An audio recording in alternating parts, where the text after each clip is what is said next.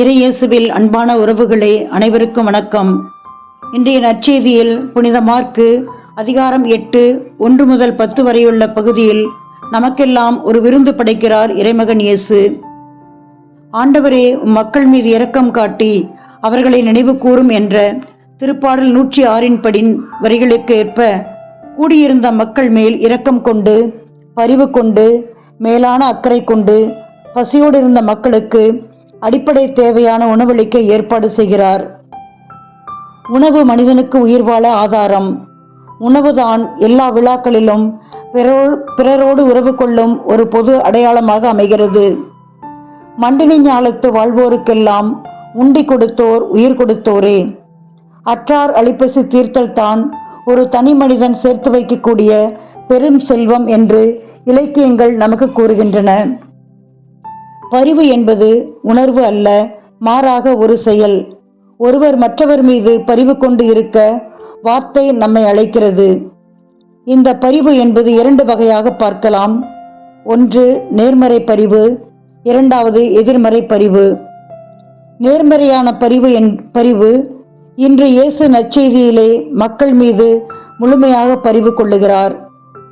மக்கள் வழியில் துவண்டு விடாமல் இருக்க அவர்களுக்கு உறுதிப்படுத்த சீடர்களிடத்தில் உணவு கொடுக்கும்படி கேட்கிறார். ஏனென்றால் நமது இறைவன் பரிவுள்ளம் கொண்டவர். சில வேளைகளில் நமது பரிவு எதிர்மறையாகவும் மாறலாம். உதாரணமாக, ஒரு வண்ணத்து பூச்சியின் வாழ்க்கையை எடுத்துக்கொள்ளுங்கள். கூட்டுப்புழுவாக அது கஷ்டப்படுகிறது என்று நினைத்து அதிலிருந்து விடுதலை கொடுக்க வேண்டும் என்று நாம் நினைத்தோம் என்றால் நாம் தான் முட்டாள் எனலாம். அந்த புழுவானது கஷ்டப்பட்டால்தான் ஒரு வண்ணத்து பூச்சியாக வெளிவர முடியும். அதை விட்டுவிட்டு அதன் மீது பரிவு கொள்வதாக நினைத்து விடுதலை கொடுத்தால் அது புழுவாகவே இறந்துவிடும். எனவே பரிவு என்பது உணர்வாக இருந்து விடாமல் ஆண்டவர் இயேசுவை போல செயல் வடிவம் கொடுக்க வேண்டும். மனம் இருந்தால் மார்க்கம் இருக்கிறது என்பார்கள். அதுபோலவே பரிவு, அன்பு, கருணை, இரக்கம், நட்பு, பாகுபாடு பாராமல் நாம் ஒருவர் மற்றவர் மீது பரிவோடு செயல்பட முன்வர வேண்டும்.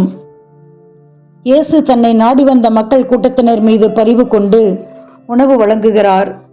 செவிக்கு உணவு இல்லாத பொழுது வயிற்றுக்கும் சிறிது ஈயப்படும் என்ற வள்ளுவரின் வார்த்தைக்கு ஏற்ப தன்னுடைய போதனையை கேட்டு உணவின்றி களைப்புற்று இருந்த மக்களுக்கு உணவு வழங்குகிறார்.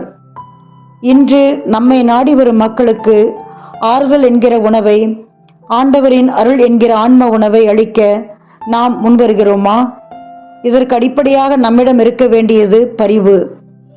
பரிவு கொண்ட இதயம் பாருலகில் பக்குவமான இதயம்.